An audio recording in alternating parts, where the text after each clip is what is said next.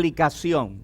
Bien, finalizar con la aplicación. Bien, así que parece que se cayó un micrófono, ¿verdad? Está bien, menos mal que no fui yo. ¿No ve que siempre hay bendición?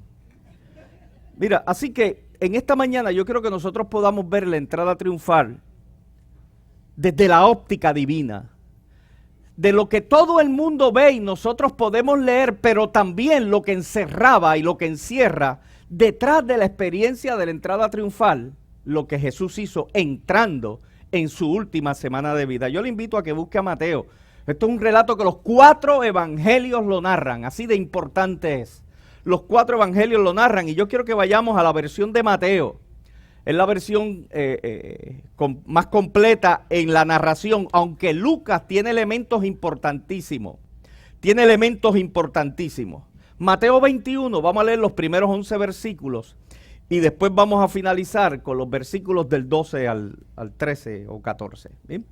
Pero yo quiero que lo busquemos en esta mañana. Mateo capítulo 21. ¿Cuántos creen que esto es la palabra del Señor? La fe viene por el oír y oír de la palabra del Señor. No queremos que podamos entender que la entrada triunfal fue un evento más dentro de la experiencia de la vida de Cristo Jesús, que fue una casualidad lo que ocurrió allí, sino que dentro del marco de Dios todo estaba bien trazado, para que todo se pudiera cumplir y nosotros, escuche bien, pudiéramos tener el beneficio de lo que ocurrió no solamente durante el ministerio de Jesús, sino su última semana. Bien. Así que en esta última semana se abren las compuertas para que un torrente de bendición termine de completar la plataforma de lo que Dios quería hacer a través de Cristo Jesús y nosotros poder recibir la enseñanza plena de esa experiencia. Mira cómo dice, leo de la versión Reina Valera del 60.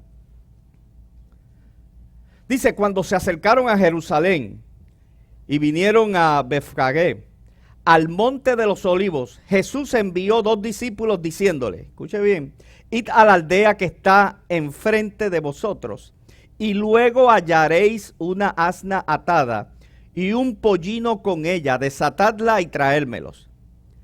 Y si alguien os dijere algo, decid, el Señor lo necesita, y luego los enviará.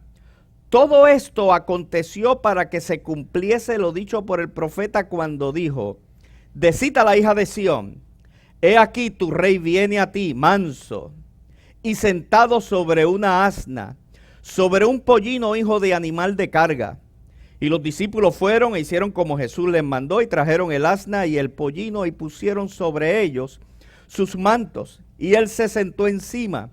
Y la multitud, que era muy numerosa, tendía sus manos en el camino, y otros cortaban ramas de los árboles y las tendían en el camino. Y la gente que iba delante y la que iba detrás aclamaba diciendo, Hosana, hijo de David, bendito el que viene en el nombre del Señor, Hosana en las alturas. Cuando entró él en Jerusalén, toda la ciudad se conmovió diciendo, ¿quién es este? Y la gente decía, este es Jesús el profeta de Nazaret de Galilea. Jesús el profeta de Nazaret de Galilea. ¿Bien? Mira, cuando uno lee este texto bíblico, quizás nos da la curiosidad de saber o de podernos contestar. ¿Esto qué ocurrió?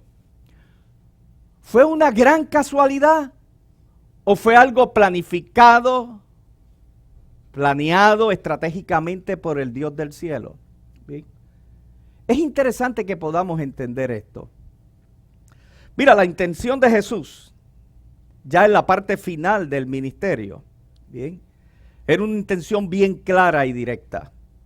Para que podamos entender, el primer milagro de Jesús se dio en Caná de Galilea, en una humilde casa en Caná, ¿bien?, con un grupo reducido de personas. Ahora al final lo que acabamos de leer es que él finaliza su gran ministerio en la metrópoli del mundo de aquel tiempo. Contrastes. En las bodas de Caná de Galilea, que fue su primer milagro, su apertura a su ministerio, alguien lo invitó a que fuera allí. Dice, Jesús y sus discípulos fueron invitados. En esta experiencia de ahora, nadie lo invitó porque esto estaba estratégicamente planificado desde la eternidad y transferido a los profetas para que se diera de esta forma y manera. Nadie lo invitó, Dios lo metió ahí. ¿Sí? Es importante que podamos entender todas esas experiencias extraordinarias de parte de Jesús. ¿Bien? En las bodas de Caná de Galilea, Él tomó unas tinajas, 6 tinajas que estaban llenas de agua y convirtió esas tinajas en vino. ¿Sí?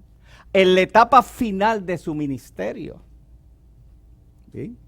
No solamente se queda como parte del marco de referencia de la historia un gran milagro de Jesús con unas tinajas de agua, sino que el último milagro de Jesús se dio cuando hizo la entrada triunfal, murió y resucitó de los muertos. El gran abarcador milagro de Jesús consistió entonces en hacer una provisión poderosa y grande para que todo aquel que buscara un Salvador lo pudiera encontrar.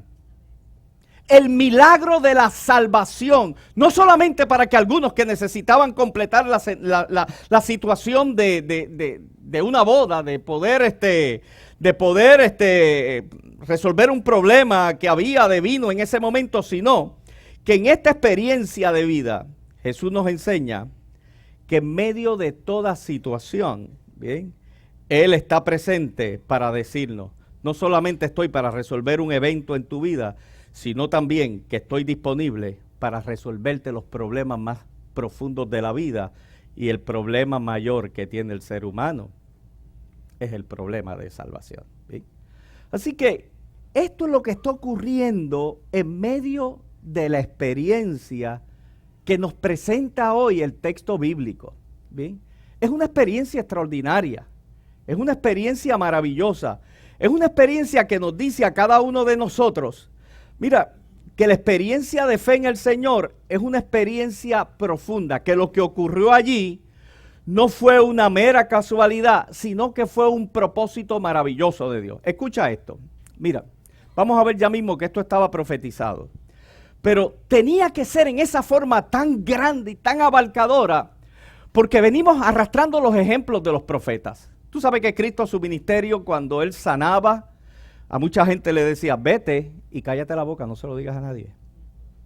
Sanado un leproso, vete y ve donde el sacerdote para que él te dé el certificado de salud. Bien. A otro le decía, vete y no digas nada porque mi hora no ha llegado. Bien. A veces cuando la gente se impresionaba de lo que él estaba haciendo, la gente iba y le decía, estén tranquilo para que no calentarme en medio de esta experiencia porque mi hora todavía no ha llegado. Pero había momentos en la historia del pueblo, y todo esto va arrastrando desde la profecía, donde Dios quería hacer cosas más amplias cuando el pueblo no entendía. El caso de Jesús fue de persona a persona, de grupo, aldea, aldea, pero en este caso Dios tenía que hacer algo grande, poderoso, para que la gente pudiera entender su mensaje final.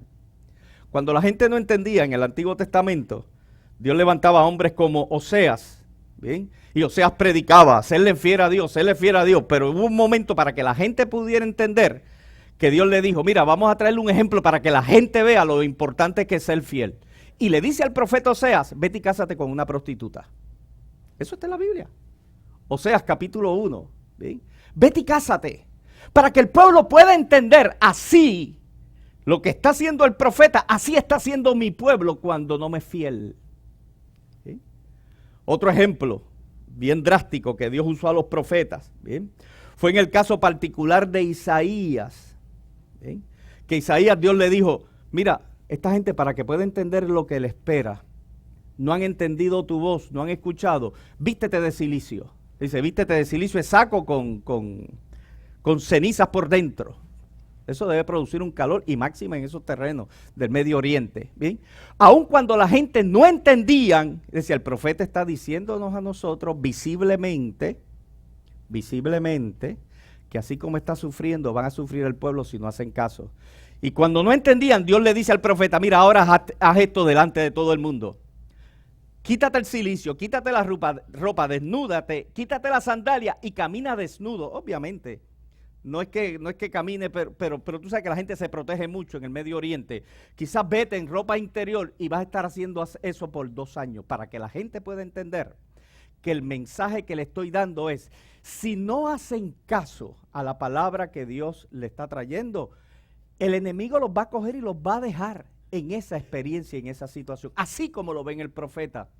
Dios le sigue mostrando a Jeremías, bien, también Dios le dice, este pueblo no entiende que van a ser esclavizados. ¿Qué yo puedo hacer para que pueda entender? Le dice al profeta Jeremías en el capítulo 27, Jeremías, ponte un yugo encima y rompe a caminar con ese yugo. Y mientras tiene el yugo, dile a la gente, si no se vuelcan a Dios, van a estar enyugados bajo el yugo del enemigo, de los pueblos que le quieren hacer daño. Y el profeta estuvo caminando literalmente con un yugo. Uno dice, wow, ¿sabes lo que yo veo en esas experiencias proféticas? Veo el amor de Dios.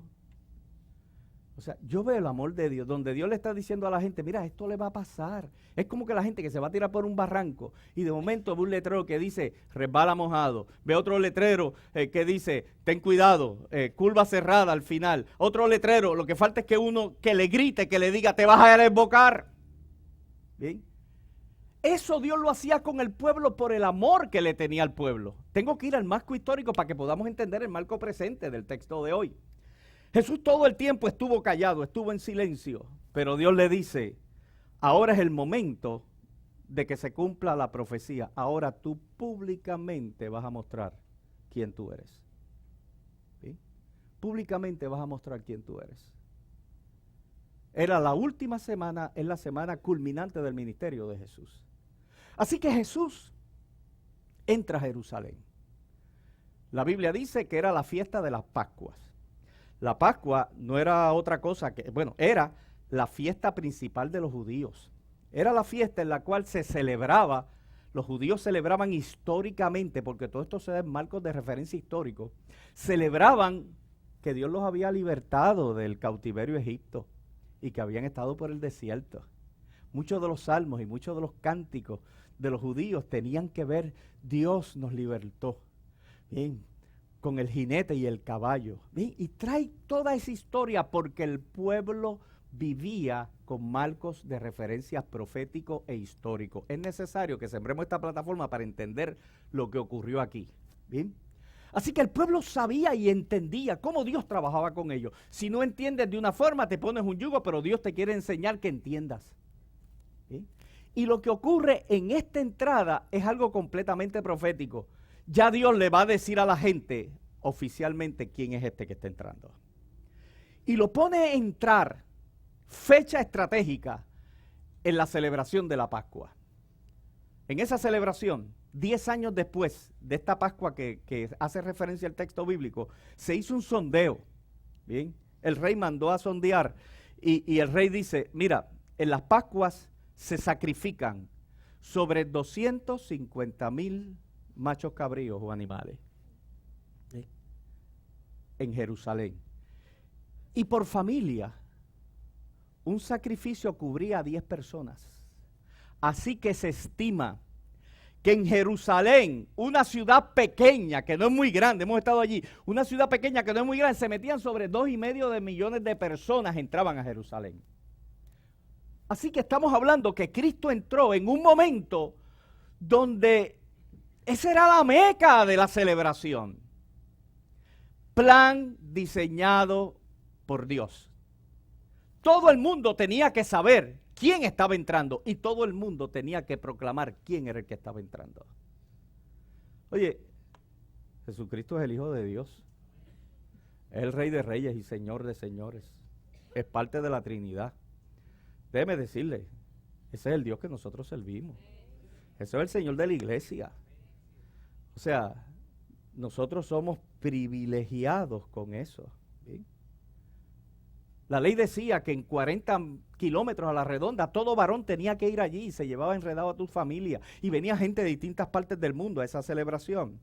Así que era importante lo que estaba ocurriendo y con toda determinación Dios dijo, vas a entrar en ese momento preciso. No solamente eso, sino que le dice algo bien extraordinario. Le dice, tú vas a entrar y proféticamente está, y lo vamos a ver al final de la enseñanza, que tú vas a entrar en un pollino, ¿bien? El pollino es el hijo el hijo o hija de un asno, ¿bien? Entonces, Jesús le dice a los discípulos, vayan y busquen el pollino. A veces queremos decir, wow, qué cosa extraordinaria. Jesús se adelantó que si le preguntan, mira, las cosas cuando están planificadas por Dios, las cosas van a ocurrir. ¿Por qué tenía que ser un pollino? ¿Sí? ¿Por qué tenía que ser en un pollino y no un caballo como entraban los grandes libertadores?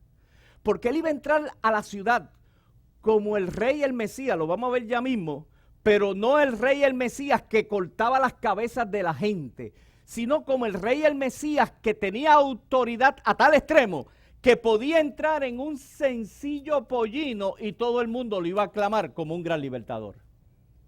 Iglesia, entendemos esto, esto es importante, esto es un marco histórico, ¿bien? Esto es un marco histórico extraordinario, ¿bien? Así que si nosotros podemos entender eso, podemos entender varios detalles, ¿bien? Varios detalles, ejemplo uno de ellos. ¿Por qué tenía que ser un pollino? Proféticamente hablando, ¿bien? El arca del pacto del Antiguo Testamento tenía que ser siempre llevado en una carreta que nadie la había utilizado.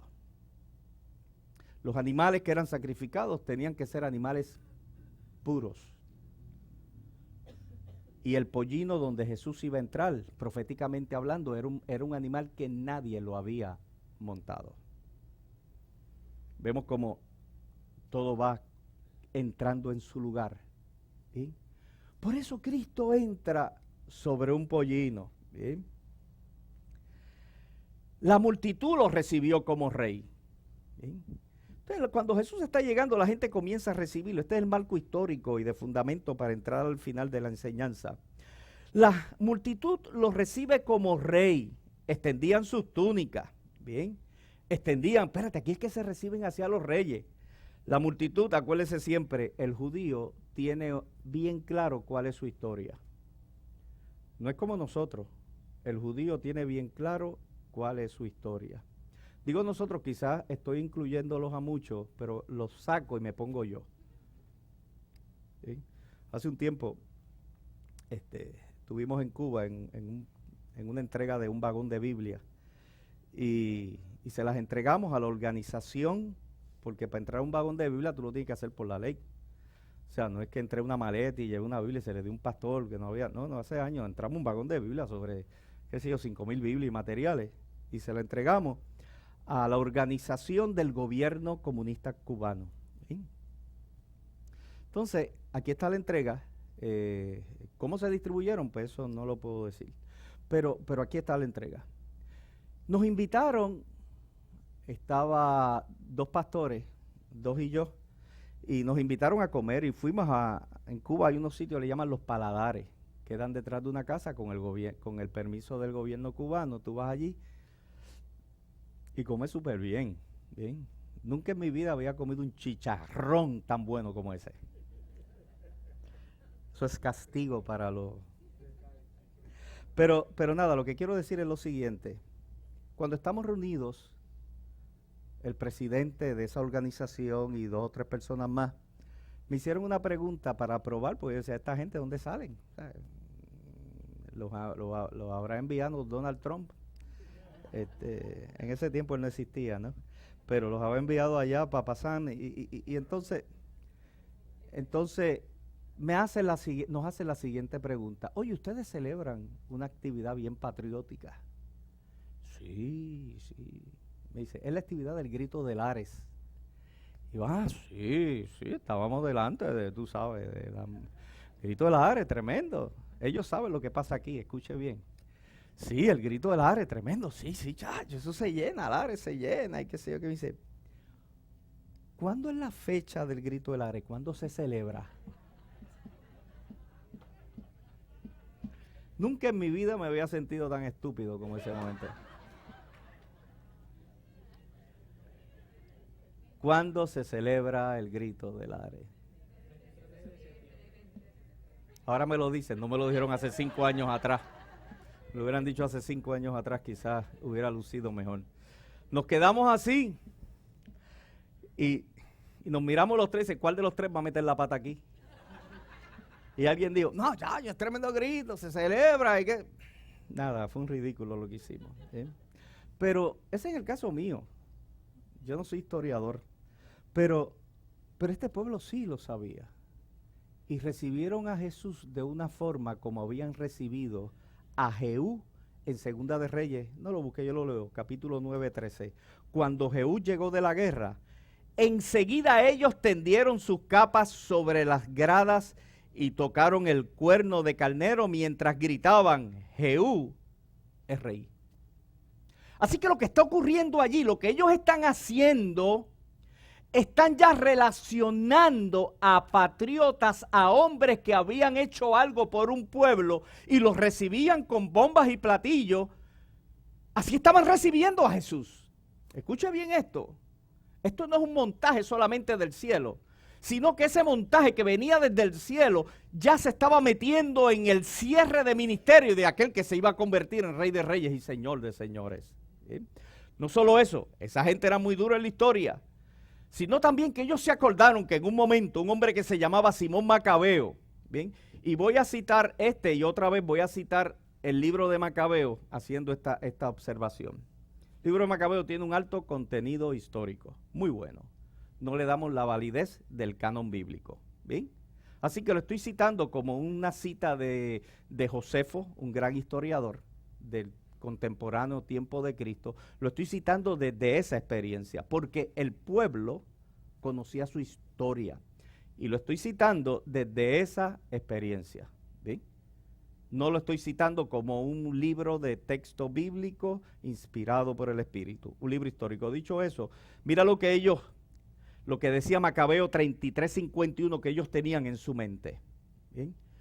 Entraron en ella el día 23 del segundo mes del año 170, y uno con aclamaciones y ramos de palma, con liras, címbalos y arpas, con himnos y cánticos, porque el gran enemigo había sido vencido y expulsado de Israel.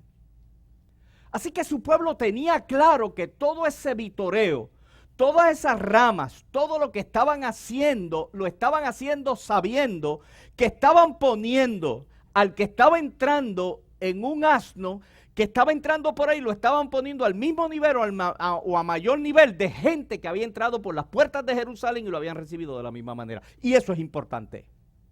Eso es importante que lo podamos entender.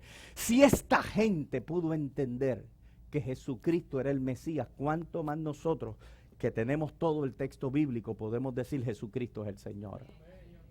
¿Sí? Entonces, de momento comenzaron a escucharse unas palabras que decían, Hosana, Hosana, Hosana. Hosana significa Dios, sálvanos. Aquí ya brincaron la vela. Hasta el momento lo comparaban con muchos que entraron, que le tiraban ramas, tiraban cosas en el piso, a Jehú, Simón Macabeo, y a muchos más, pero a ninguno le decía Hosana. Sana venía desde la experiencia del rey David, que decía en el Salmo 118, 25, Jehová, sálvanos ahora, te ruego Jehová, que nos hagas prosperar ahora. Te rogamos, Señor, por favor, sálvanos. Te rogamos, por favor, Señor, haznos triunfar. Eso significaba Hosana. A Jesús le estaban diciendo, Señor, sálvanos. Cuando yo comencé a estudiar esto desde esta profundidad y verlo desde esos marcos de referencia histórico, yo decía, esto es algo más que alguien que entró y le dieron bombas y platillos. Esto es la conversión de un pueblo brotando todo lo que es, con sus conocimientos históricos de lo que estaban haciendo, diciéndole al hijo de José y María que estaba entrando, tú eres el Señor, sálvanos. Sálvanos. Mira, ese es el marco histórico de esto. Ahora, vamos, ¿Entendimos eso, iglesia? Esto es un plan divino. Ya de aquí en adelante Jesús iba a morir.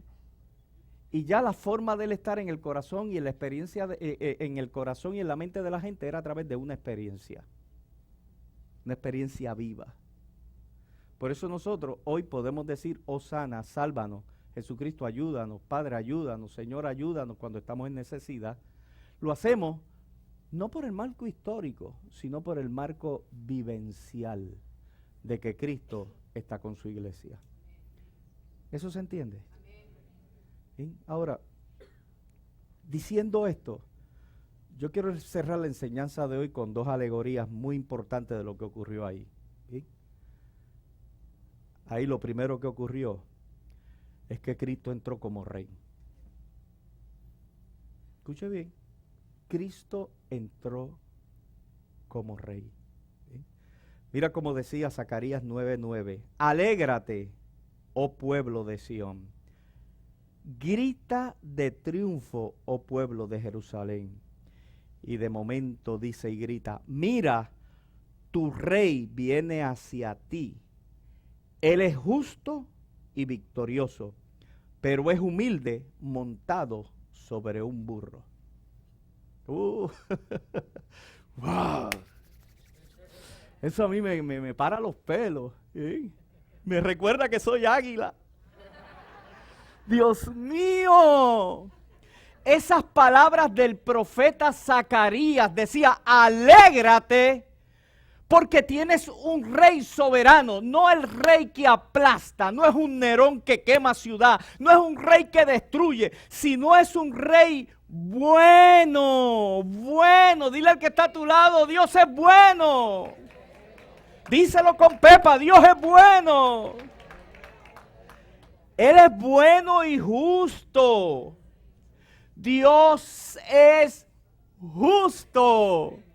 Es un Dios victorioso, decía el profeta. Y lo estamos viendo no solamente en la entrada de hace 2000 años atrás, lo estamos viendo en la experiencia de nuestra vida, que Él es bueno, victorioso, Él es justo con nosotros. Bien. Es un Dios humilde y maravilloso. No es el Dios altanero que te dice, no, ven aquí y yo te atiendo cuando pueda. No, no, no. Él dice, clama a mí, yo te responderé y te enseñaré cosas grandes y maravillosas que no conoces, dice el texto bíblico. Aunque tu padre y tu madre te dejaran, yo con todo te voy a recoger. Aunque la gente que confía te traicione o no puedas encontrar el apoyo que necesitas, ese rey bueno, justo y victorioso te dice, yo con todo yo te voy a recoger. Con todo significa, con mi gracia, con mi autoridad, si lo te portaste mal, con mi perdón, con nuevos comienzos. Ese es el rey que está entrando y es el rey que por eso resucitó al tercer día para decirnos, hoy yo sigo siendo el rey de reyes y señor de señores. Esto es importante, iglesia. Sí. Lo que ocurrió allí nos sirve como plataforma y marco de referencia para nosotros entender lo que podemos vivir hoy. Yo no puedo ver lo que ocurrió allí como un acto histórico que bien los hemos narrado y se quedaron un montón de cosas, pero bien lo hemos narrado desde la perspectiva histórica de un pueblo de lo que ocurrió allí. Eso si lo dejamos en el marco histórico se convierte sencillamente en una enseñanza, en una pedagogía histórica. Pero cuando eso lo entendemos y lo internalizamos y lo metemos por dentro, podemos entender que Cristo Jesús es el Rey de mi vida. Y que como decía el profeta, oye, Él es bueno, Él es poderoso, Él es rey. Escuche bien, nosotros no entendemos muy bien el concepto de rey, porque nosotros vivimos bajo otro sistema, ¿bien? Otro sistema, y todavía en los pueblos que tienen reyes, pues todavía usted ve España, rey de España, y usted ve monarca, pero tienen poder, pero es limitado. Pero cuando lo usa en el término bíblico, y lo quieres llevar a lo que era, el rey era el tipo que mandaba en el mundo. No, no, no, no. Ese era el soberano. Siéntate ahí, me siento ahí. Párate, párate. Pórtate bien, me porto bien. Porque sabía que eres rey. Y si no lo obedecías, se escucha bien, te iba a costar caro. A ti y a tu familia. Y la gente le obedecía porque eres rey, pero le temían a lo que el rey podía hacer. Hoy el texto bíblico nos enseña, Cristo es el rey y lo podemos amar porque Él es bueno, misericordioso, maravilloso. Él es Rey soberano, aquel que nos perdona. Dice, yo perdono tus iniquidades, saco del hoyo tu vida, te rescato. Ese es el Rey soberano que es Cristo Jesús. ¿Sí? Mire, y este pueblo necesita tanto que alguien le diga que Jesús es el Rey. A veces damos por sentado que este pueblo, mira, todo el mundo lo sabe y a la gente no le importa. No, a la gente le importa. Mira, yo el martes pasado estuve en una actividad que me invitó Ángel Javier Pérez, ya mismo lo voy a... Creo que se llamaba la actividad Día Mundial de la Actividad Física. Yes, qué bien. ¿Sí? Y Ángel, ponte de pie, porque voy a decir algo bueno de ti. Está bien, ese es Ángel Javier. Gracias. Bien, está bien. Cuando Ángel Javier hace par de semanas me invitó, y mira, pastor, tú pudieras ir a esta actividad que tenemos y dar una reflexión. Pues sí, yo voy un momentito, unas palabras y horas, y está bien, pues vamos. Porque a estas alturas de la vida mía, yo no voy a orar en casa de nadie si no me dejan hablar. No, esto de los protocolos, eso, una reflexión, Señor bendice. No, déjame decir algo y después oro. Pero Ángel Javier me dijo, no, pastor, tengas una... No, yo no se lo dije, él me lo dijo, tengo una reflexión. Y yo después, estarán 2 o 3 personas, es el segundo o tercer año que lo hacemos, y 2 o 3 personas. Cuando yo llego allí, comienzo a ver gente. Era en el Pabellón de la Paz del Muñoz Rivera. Por cierto, nunca había entrado allí. Es grande. Ángel Javier hoy me dice, pastor, pues yo le digo, oye, Javier, eso es una multitud grandísima. Me dice, sí, se matricularon 7,000 y pico de personas. Así que estamos ante un panorama de 7,000 y pico de personas allí. Bien. Y yo quiero reconocer, obviamente él no lo hizo solo con un grupo de trabajo, pero creo que es el líder de este proyecto. Tenían una organización de primera, gente de distintas partes, distintas escuelas, una cosa extraordinaria, gente adulta, gente mayor, una organización de primera. A veces tenemos gente en la iglesia y Dios te bendiga, qué bueno, pero a cada uno de nosotros Dios nos ha dado unos talentos extraordinarios y quiero reconocer ese talento y esa bendición porque eso es un don de Dios. Es a veces uno bregar con 250 personas en la iglesia, a veces tenemos que buscar psiquiatras, médicos forenses, pero poder bregar con... Ustedes son buena gente, ¿no? Por cierto, le doy las gracias por tener paciencia conmigo, especialmente por las ausencias que he tenido en la iglesia por bregar con otras congregaciones. Gracias, pero ya mismo sale la luz. Así que cuando no me han visto es que he estado bregando con otras congregaciones, otros asuntos que no vienen ahora, pero gracias por esa paciencia. Volviendo otra vez, y volviendo a la escena de lo que ocurrió el martes pasado, cuando habla la secretaria por cierto, los que hablaron allí hablaron tremendo, y cuando habla la secretaria de Educación, la esposa del gobernador no pudo estar. Cuando ella termina, como era el día mundial de la actividad física, pues comenzaron a hacer ejercicios con rumba, música, la rumba. Así que la zumba.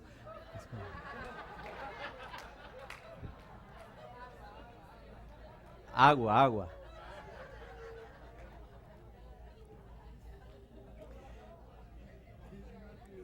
Pero déjame decirte, es que mi mente está tan ágil que me fui a la rumba. Cuando, escuche bien, a la lancha de San Juan cuando hacíamos actividades allá en la rumba, ¿lo ves? Que más o menos se hacía lo mismo, tú sabes. Pero cuando terminaron de hablar ellos, comenzaron, un muchacho muy bien lo hacían para hacer el ejercicio físico porque después iban a caminar por ahí para abajo. Y comenzaron con la zumba. Y y todo el mundo zumba para aquí, zumba para allá, y un sonido de primera línea, aquello se escuchaba, olvídate. Entonces, después me dice Ángel Ávila, pastor, le toca la reflexión.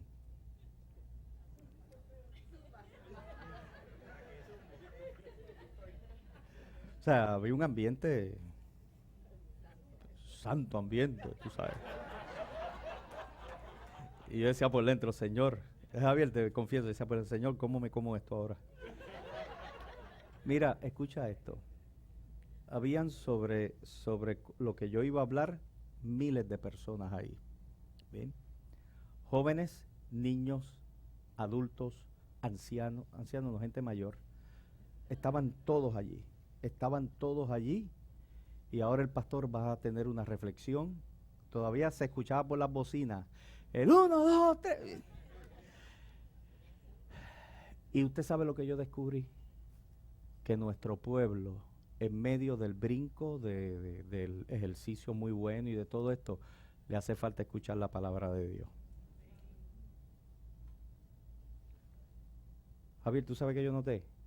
Que la gente hizo, estamos hablando de miles de personas, la gente hizo más silencio cuando dijeron el pastor va a hablar y comencé a hablar, que cuando hablaron las otras personas anterior de alta jerarquía de gobierno. Nuestro pueblo necesita que se le diga que hay un rey de reyes y señor de señores. El pueblo lo necesita, el pueblo lo está buscando, ¿bien? Y allí lo que hablamos fue de Cristo. Este es un pueblo cristiano, ¿bien? Así que los muy jóvenes se fatigan y se cansan, los muchachos flaquean y caen, pero los que esperan en Jehová tendrán nueva fuerza. Caminarán, era de ejercicio, y no se cansarán. Correrán y no se fatigarán, porque en Jesús han esperado. Esa fue la tesis de la mañana. Y todo el mundo, amén, amén, amén. Vamos a orar todo el mundo y ahora sigan rumbeando por ahí para abajo. Pero escuche bien, la gente necesita saber y entender que Cristo sigue siendo Rey de Reyes y Señor de Señores. Y cierro con la segunda parte de la alegoría de esta experiencia.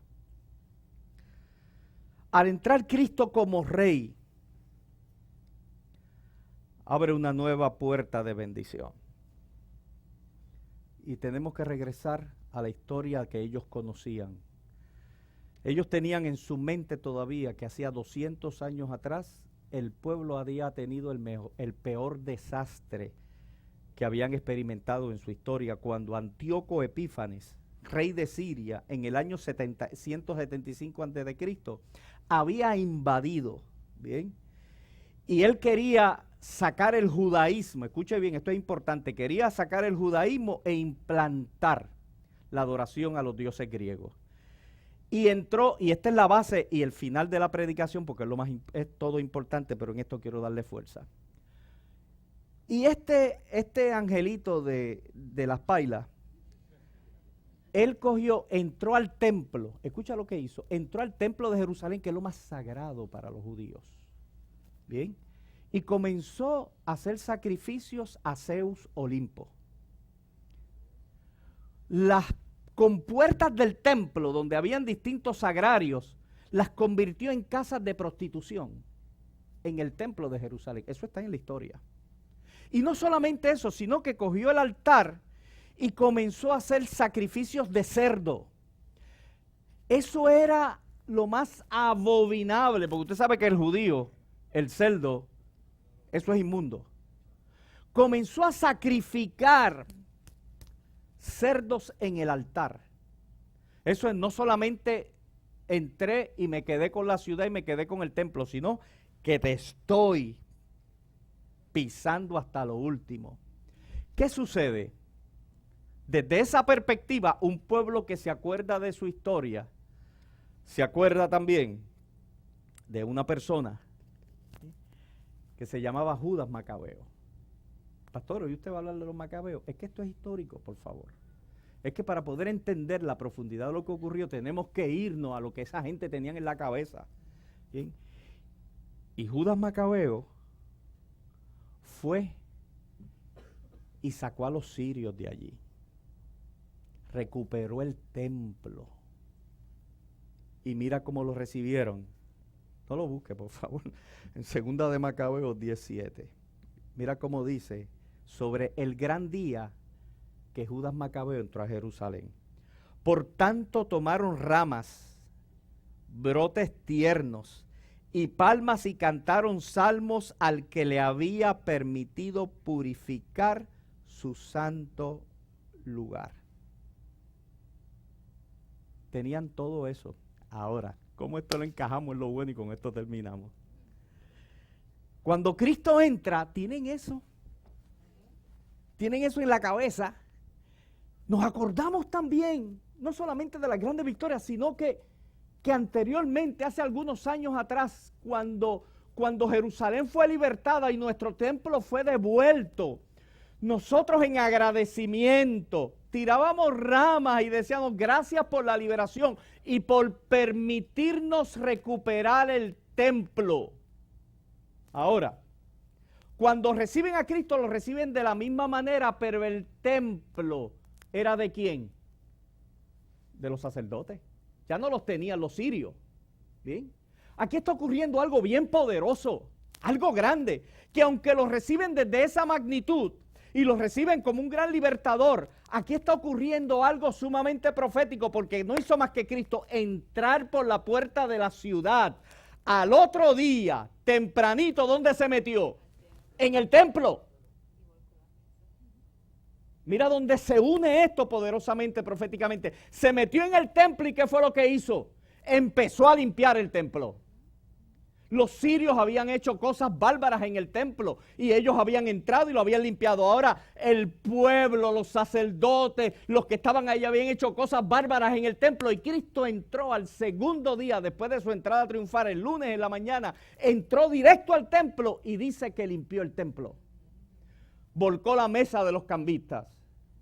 Ahí los sacerdotes, se entienden que eran los sacerdotes y príncipes, habían hecho negocios donde cogían y vendían los animales, lo vendían 10 veces por encima de lo que costaba, para que pudiera la gente hacer sacrificio.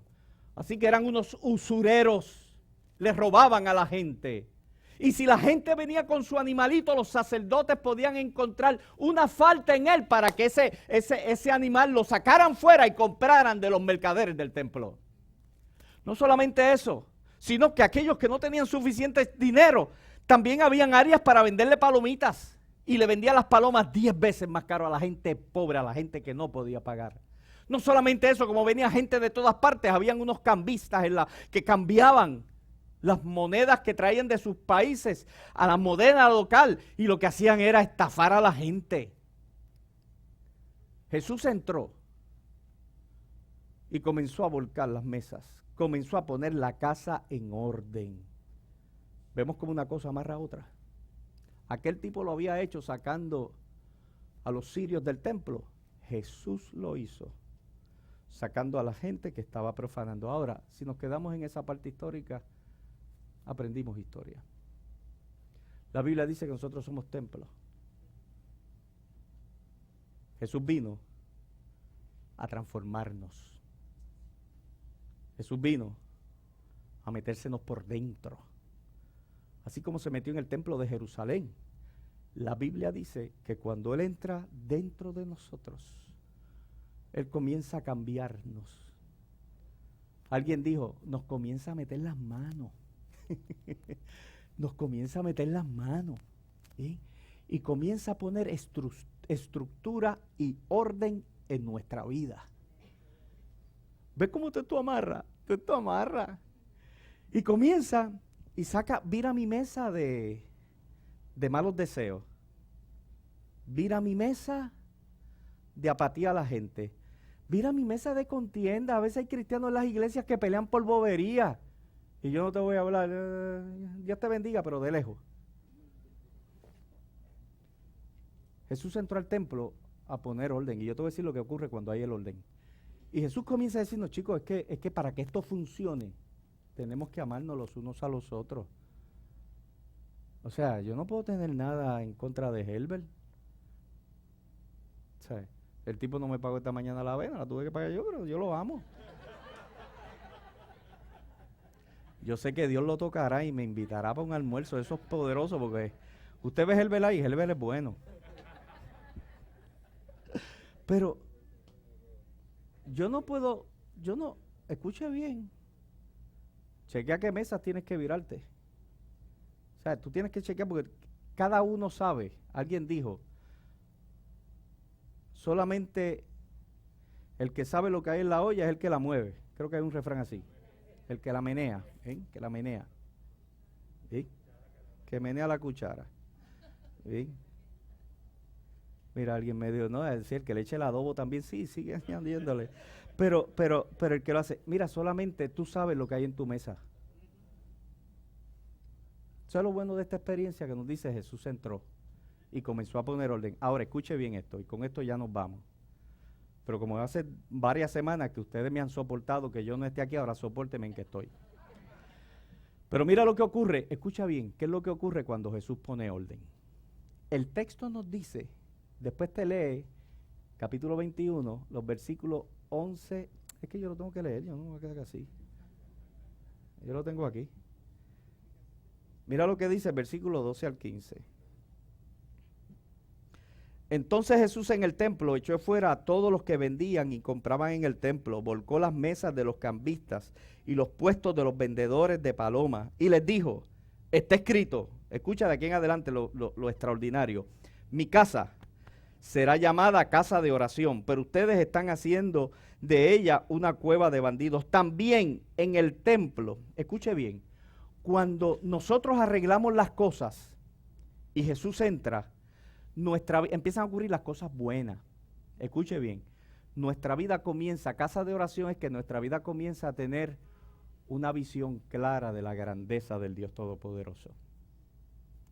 Oración es tener contacto con Dios. Oración es hablarle a Dios. Oración es nosotros tener una intimidad con Dios. No es que tengas que caminar de rodillas de aquí a allá, esos tiempos pasaron de la ignorancia. Es el tiempo donde tú dices, Señor, yo quiero hablar contigo, yo necesito que tú me escuches. Ese tiempo de oración, ese tiempo de intimidad con Dios, ese tiempo de que abro la palabra, Señor, estudio. Aquí hay gente que dejaron de leer la Biblia hace tiempo, que leen más revistas que la Biblia, que abren más yo no lo tengo aquí ahora, el teléfono que la Biblia. O sea, déjame ver qué. Y el Facebook se ha convertido, escuche bien, el Facebook se ha convertido en el libro 67 del texto bíblico, pero desgraciadamente es el más usado. Usted puede contestar si eso está sobre su mesa. No lo diga, amén, no diga eso, no se chotee, pero usted lo sabe. Si el Facebook es su libro 67 del canon bíblico y si lo está abriendo más que lo que está abriendo Génesis. ¿Sí?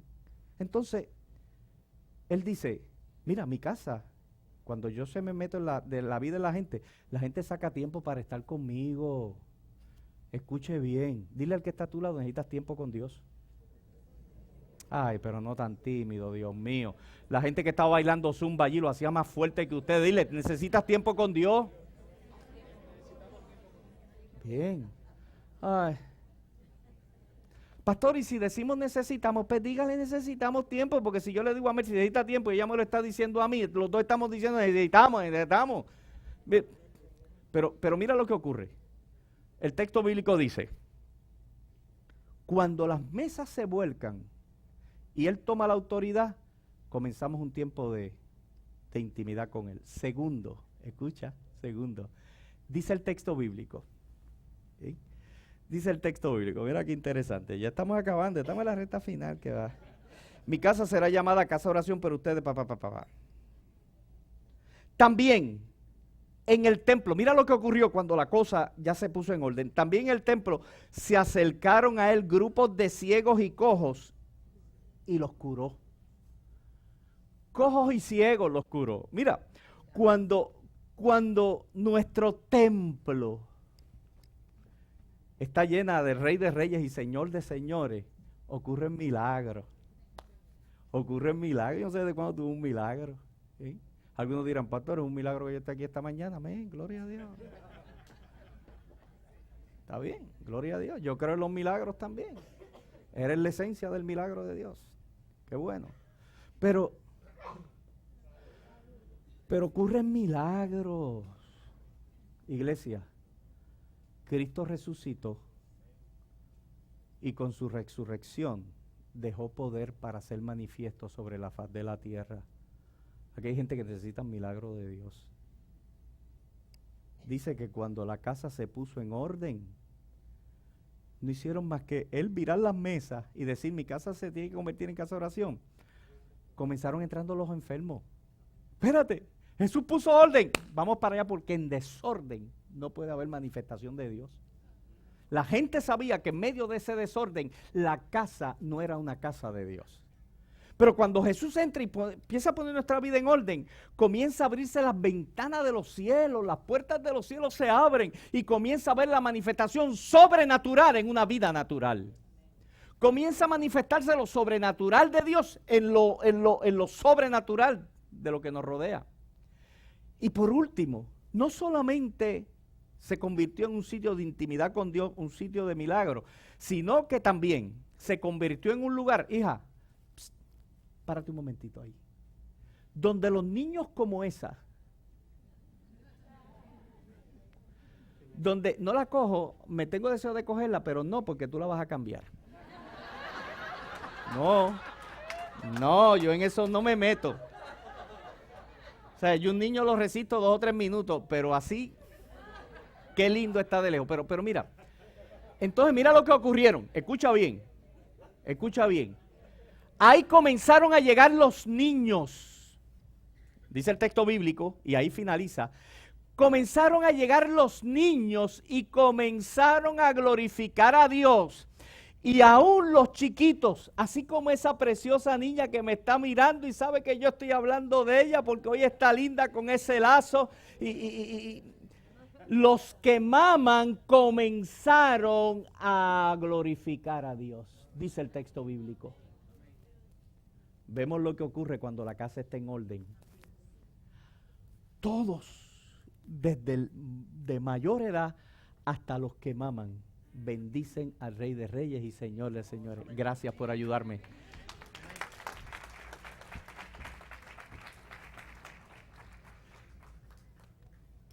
Oye, esto quedó cuadrado, ¿eh? Qué bien, te levantaste en el momento que te dije y la nena hizo lo que tenía que hacer para que te levantara.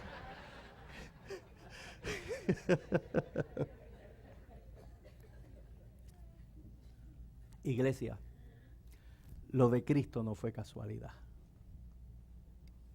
Él entró cuando tenía que entrar, para enseñarnos que sigue siendo rey.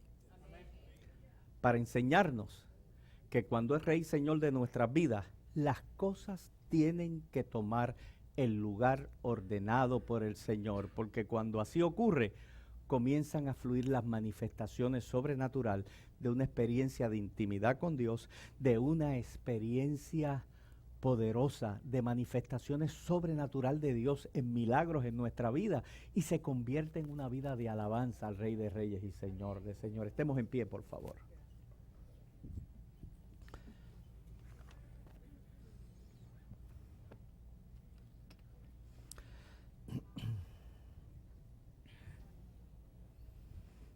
Qué bueno es el Señor. Qué bueno es el Señor. Qué bueno es el Señor. Iglesia, toma un momento de meditación. Toma un momento en esta hora de pensar en lo que se ha hablado. Cristo no entró en Jerusalén hace 2000 años, quizás un día como hoy, para sencillamente revolcar una ciudad. No, el registro bíblico tampoco invierte preciosas palabras del canon bíblico para decirnos una historia irrelevante a nuestras vidas. Sino que Cristo vino a hacer la diferencia. La Biblia dice que Él vino a salvar todo aquello que se había perdido. Él vino a restaurar aquello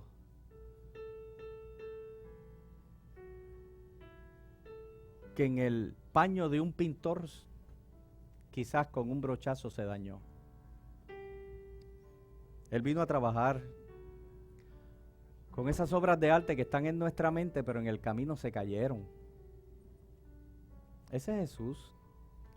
Lo que ocurrió hace 2000 años atrás no es sencillamente para nosotros celebrar hoy, qué bueno que Cristo entró. Eso lo celebraron la gente de aquel tiempo. Nosotros hoy podemos decir qué bueno que Cristo llegó. Que Cristo llegó. Si aquellos tenían marcos históricos para poder celebrar y poder decir, nosotros tenemos el registro sagrado, la experiencia del poder del Espíritu Santo en nosotros, que nos marca diciéndonos, aquel que declararon Rey de Reyes, hoy es el Salvador de tu vida. Eso lo hace el Espíritu Santo, quien vivifica aquellas experiencias, las pone latentes en nuestro corazón.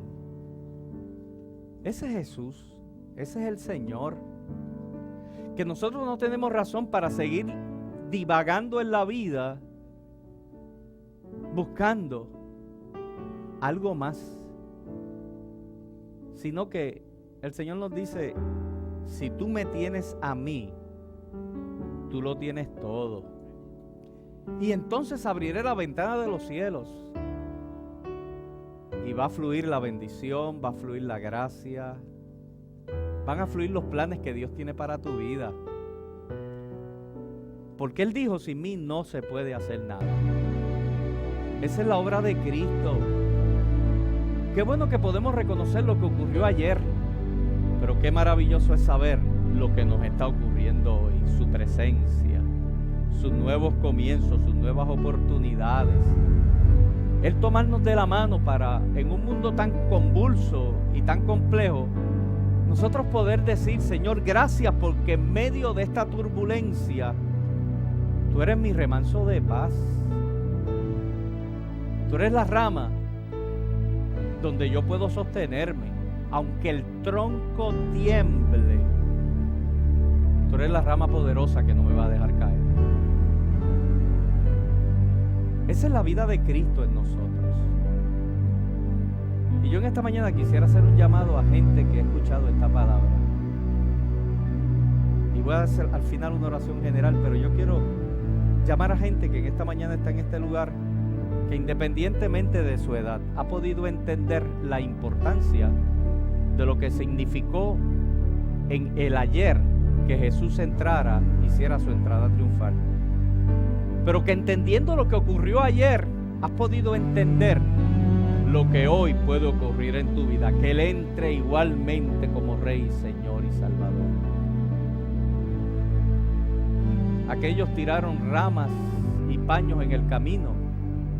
Hoy Él nos invita a que pongamos nuestra vida para que Él pueda usarla, transformarnos y podamos tener una vida plena en Él. Yo quisiera hacer un llamado bien directo en esta mañana al corazón de gente que pudiera estar aquí en esta hora.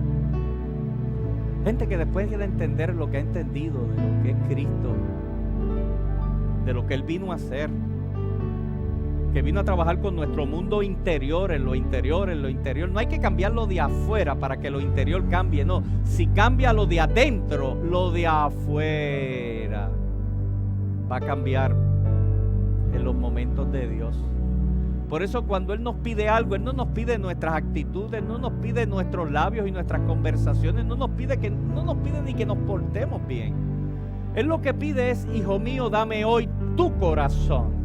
Ese es el centro de comando de la vida. Así como el corazón humano es el que comanda desde ahí todo el organismo, el corazón espiritual es lo que controla lo que nosotros somos. Y si eso le pertenece al Señor, yo puedo entonces caminar firmemente y enfrentar los retos de la vida, enfrentar mis debilidades, enfrentar aún mis complejos de vida, mis insuficiencias. Puedo enfrentar mis problemas familiares, puedo enfrentar los problemas que puedo tener en el día de mañana, porque el centro de mando, el control de mi vida ya le pertenece a aquel que es Rey de Reyes y Señor de Señores. Todo eso puede ocurrir si Él entra hoy a tu vida como Señor y Salvador. Él entró a Jerusalén, ya Él no tiene que entrar a Jerusalén otra vez. Él dice, ya por allí yo pasé. Hoy yo quiero entrar a tu corazón. Ese es el que me interesa. Ese es el Jerusalén de hoy que me interesa. Al centro de tu vida. Y Él dice, ven a mí como tú estás. Siendo buena gente o siendo mala gente. Habiendo hecho las cosas bien en la vida o también habiéndote equivocado. Teniendo buenos o malos sentimientos. Mira, así de una forma u otra entramos todos nosotros. Todos nosotros tuvimos que abrirle nuestro corazón para que Jesús entrara a lo profundo de nuestra Jerusalén. Y nos cambió y nos transformó, nos hizo gente buena.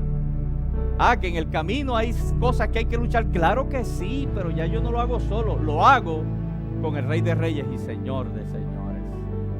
Yo quisiera preguntar en esta mañana.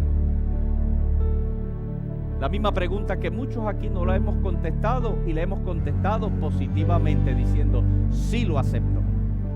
Yo quisiera preguntar en esta mañana, ¿habrá gente en este lugar que después de haber visto y escuchado lo que ha experimentado en esta mañana, quiere decirle Jesús, yo quiero que tú entres a mi vida, este es mi Jerusalén, entra a mi centro de comando, te entrego mi corazón, para que desde aquí en adelante ya yo no ande solo, no ande sola, mi familia no esté más dependiendo de las situaciones y circunstancias. Quiero que tú te metas en el centro de mando de mi vida porque te quiero entregar lo que yo soy, mi corazón, con mis virtudes, con mis defectos, con mis fortalezas y debilidades. Pero hoy te quiero entregar lo que yo soy tal y como estoy. No necesito ser bueno ni malo para venir a ti. Lo que necesito es abrir el corazón. Si habrá alguien esta mañana, yo creo que tú levantes tu mano ahí donde tú estás. Queremos levantar una oración. Si hay alguien que dice, pastor, hoy yo quiero a Jesús, hoy yo quiero a Jesús. Jerusalén de hace 2000 años ya pasó. Hoy yo quiero recibir a Jesús como mi Señor y Salvador. Habrá alguien esta mañana que diga, pastor, hoy yo quiero a Jesús, hoy yo quiero a Jesús, hoy yo quiero a Jesús. La iglesia tiene tiempo de oración, tiene tiempo de meditar, tiene tiempo de meditar, tiene tiempo de meditar. Cuando Jesús comenzó a entrar a Jerusalén, comenzaron unos pocos, pero mientras Él iba adentrando, comenzaron más gentes a rendirse. Más gente comenzó a rendirse, más gente comenzó a rendirse, más gente comenzó a rendirse, hasta que toda la multitud decía, Hosana, tú eres el que salvas. Habrá alguien esta mañana, habrá alguien que levantando sus manos pueda decir, pastor, hoy yo quiero a Jesús, hoy yo quiero a Jesús. Hay luchas en la mente, hay una dama en la parte de atrás. Hay luchas en la mente de la gente en este lugar. Sentimos de parte del Señor, tenemos otro varón aquí. Sentimos de parte del Señor que hay luchas, hay batallas.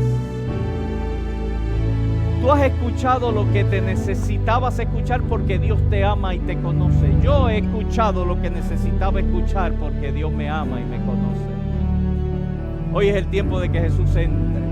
Jesús entre. Jesús entre al corazón. Jesús entre a la vida.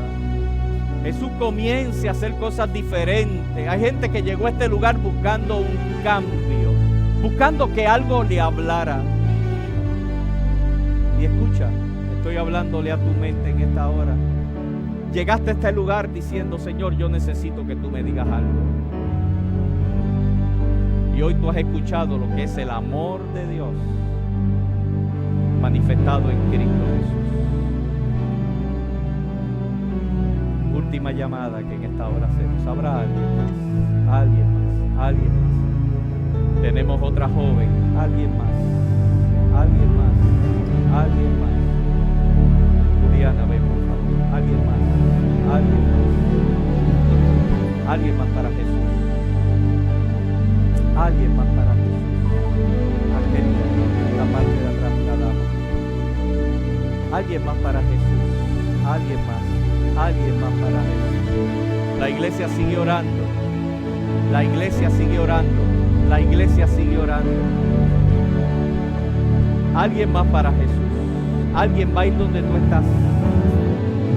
Alguien va a orar y va a declarar esa gracia de Dios sobre tu vida. Lo único que tienes que entregar es la disposición del corazón. La disposición del corazón. Oh, sí, Jesús.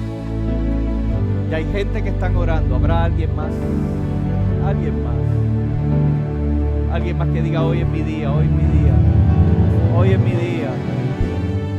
Hay decisiones importantes en la vida que las tenemos que tomar en momentos importantes. Gloria a Dios, gloria a Dios. Cantamos al Señor. Sí, Señor.